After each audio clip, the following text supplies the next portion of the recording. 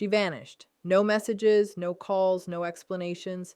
And just when you thought you were finally moving on, she reaches out. One text, one casual, hey, one innocent question that stirs everything up again. And now you're stuck wondering, what does this mean? Should I respond? What do I even say without seeming weak? Pay attention. The way you reply right now determines whether you regain your control or lose her respect permanently. Today, I'm going to show you exactly how to answer when she reconnects after disappearing, using female psychology, emotional dynamics, and dark psychological truths most men never grasp. Stay focused because a single wrong reply can erase weeks or months of progress. Most men stumble here not because they don't care, but because they care too much.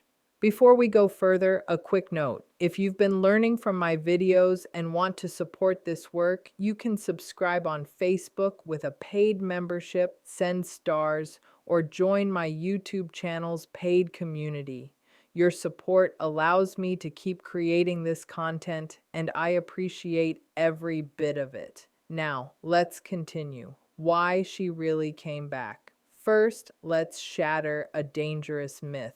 She didn't reach out because she suddenly realized you were the perfect man. She didn't text because she missed you romantically. She reached out because something shifted inside her. Here are the real psychological reasons women reappear after going silent. Her emotional safety somewhere else weakened. Her curiosity about you grew. Your absence created tension. Her source of validation decreased, or she sensed your emotional energy withdrawing. Silence doesn't make women forget. Silence creates a void. Humans, especially emotionally driven ones, hate unresolved questions. Women are constant analyzers of emotional data. When you disappear, you become the unsolved variable in her mental equation. That incompleteness nags at her subconscious until she reaches out, not necessarily because she wants you back, but because she needs an answer to the question, where does he stand now? Your silence said something her emotions couldn't ignore. You were no longer available as an emotional resource. That scarcity, that sudden disappearance of your attention, flips a psychological switch. What was once ordinary becomes valuable. If she truly didn't care, she wouldn't have broken the silence at all. The biggest mistake men make. Here's what not to do. Do not reply immediately. Do not ask where she went. Don't say, I missed you. Don't confront her emotionally. Don't act cold or hostile. Don't over-explain. Why? Because her message isn't about logic. It's about emotional positioning. The moment you chase clarity, you surrender leverage. When men respond instantly with, where have you been? Or, why didn't you text me back? They essentially hand over their power, showing that her absence affected them deeply. They reveal that they were counting the days, checking their phone, waiting. That kind of emotional exposure may seem honest, but in terms of attraction, it kills mystery. It removes any doubt she had about your independence. The moment she sees you were affected, tension disappears, curiosity vanishes. Women are drawn to challenge, not certainty. Giving her certainty too quickly removes the very thing that made her reach out in the first place. Your response should never be emotional. It should be tactical. Understand this. She is testing you. Whether consciously or not, her message is a test. She's asking, does he still need me? Did I matter? Did he move on? Am I still relevant? Your reply answers all of these questions in one line, and most men answer them wrong. Think of her text as a probe sent into your emotional territory. She's gathering information. She wants to see if you're still the same emotionally invested man or if something changed, if you've evolved, if you've detached. This isn't necessarily manipulative, it's instinctive. Women are hardwired to assess emotional stability in men. It's an ancient survival mechanism. A man who falls apart emotionally when she withdraws is subconsciously seen as less capable of handling life's uncertainties. So when she reaches out, she's checking, are you still reactive or have you grown? Your response is your answer, the power frame you must hold. Before replying, lock in this mindset. You are not reacting to her message. You are controlling access to your presence. She reached out because you stayed silent. Don't break the frame that made her return. Calm, grounded, unrushed, unattached. That's power. This is about your internal state, not pretending. You're genuinely unbothered because you spent your time away building yourself, focusing on purpose, reconnecting with your value. When you reply from this place, your words carry a different energy. No neediness, no hidden motives, no desperation, just presence, and presence is magnetic. The most effective reply never asks questions, it creates intrigue. How long should you wait to reply? Waiting isn't manipulation, it's emotional control. Reply when calm, when centered, when not seeking an outcome. Often, a few hours is perfect. Not instant, not forced, just natural distance. The pause isn't punishment or a game. It's a buffer, making sure you reply from rational thought, not emotional impulse. When her name appears on your screen, your heart rate rises, adrenaline spikes, old feelings surface. Replying in that state is emotional, not strategic. Give yourself time. Let the first wave of emotion pass. Go for a walk, hit the gym, talk to a friend. When your mind is clear and your body settled, craft your response. That's true power. What to say and why it works. Keep it simple. Your reply should be brief, neutral, warm but detached, open-ended, without chasing. Examples: hey, hope you've been well. Hey there, what's up? Hey, nice hearing from you. That's it. No emojis, no emotional intensity, no pleading questions. Notice what these replies don't do. They don't apologize, they don't justify, explain, or seek reassurance. They're clean, simple, dignified. They acknowledge her without giving her a reward, friendly without being eager. They leave space, no awkwardness. This keeps the ball in her court. She reached out, now she must invest if the conversation continues. You're not doing the heavy lifting, not trying to revive something, simply responding with the same energy you'd give an old acquaintance. That's what keeps her curious. One sentence communicates strength, desperation, or indifference. Why does this work so strongly? It does three things. It doesn't punish her, doesn't reward her, doesn't reveal your emotions. This uncertainty fuels attraction. She wonders, did he move on? Why isn't he asking?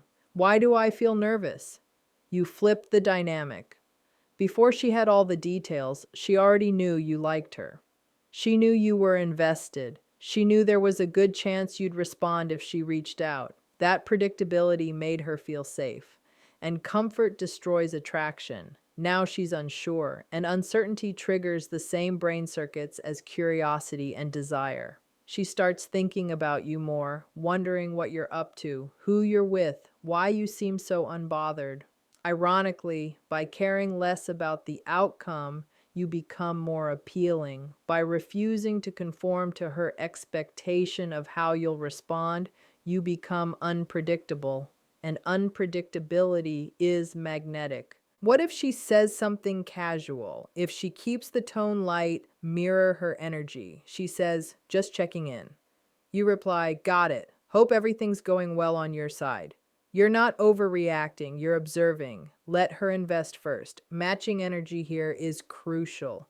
If she's casual and you respond with heavy emotion or intensity, it creates a mismatch that makes you look overeager. Stay balanced, stay measured. This also acts as a subtle test. If she's genuinely interested, she'll keep the conversation going, she'll contribute more, she'll ask questions, she'll open doors. If she doesn't, if she just responds with another one-liner and lets it fade, then you know her outreach was more about ego than real interest. And in that case, you've spared yourself from investing in someone who isn't truly invested in you. Whoever invests emotionally first loses leverage. What if she apologizes? This part is key. If she says, "Sorry, I disappeared," don't respond with, "It's okay, I understand." Instead, say, "I appreciate you acknowledging that." Why? Because forgiveness is earned, not automatic. When you immediately excuse her actions, you signal that her behavior has no consequences. You tell her unconsciously that she can come and go at will and you'll always be waiting with open arms. But when you acknowledge her apology without immediately forgiving, you protect your self-respect. You're communicating, "I hear you. I recognize your accountability, but my forgiveness and trust are valuable. They're not given freely."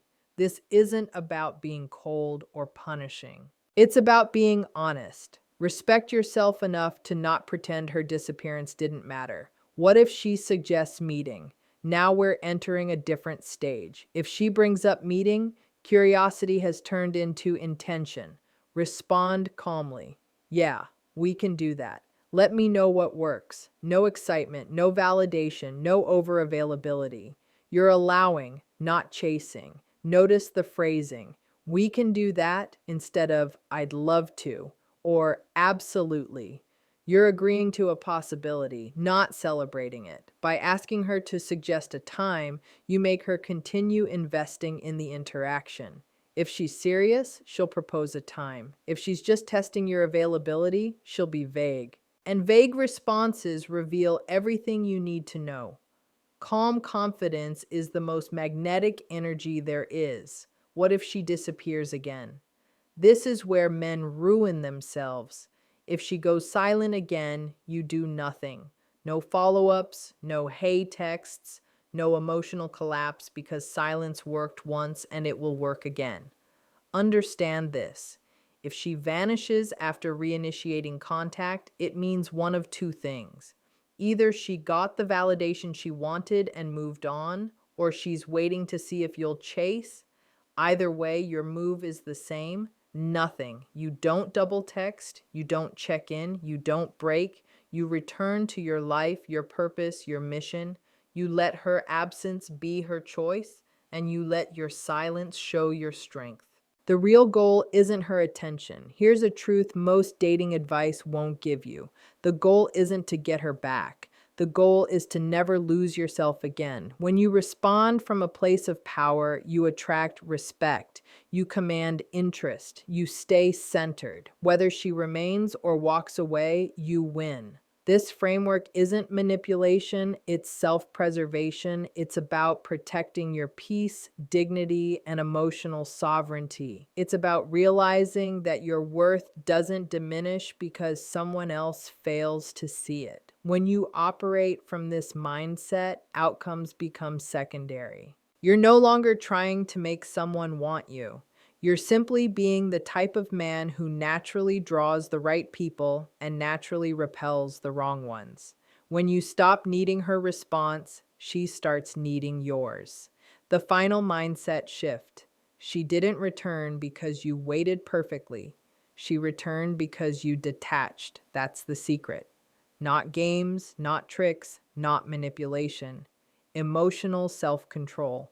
Detachment isn't indifference. It's freedom. It's the ability to care about someone without letting that care control you. It's the capacity to desire something without depending on it. And that energy, that freedom, is what pulls people in because it's rare. Most people are desperate. Most need validation. Most crumble when someone withdraws. But you remain standing. You remain whole. You remain yourself. And that is the most attractive thing in the world. If this video helped you understand female psychology more deeply, make sure to like it and subscribe. Don't stop here. Explore the other videos on this channel for more insight, truth, and psychological knowledge that most men never get. Stay calm, stay powerful, and never chase what should come naturally.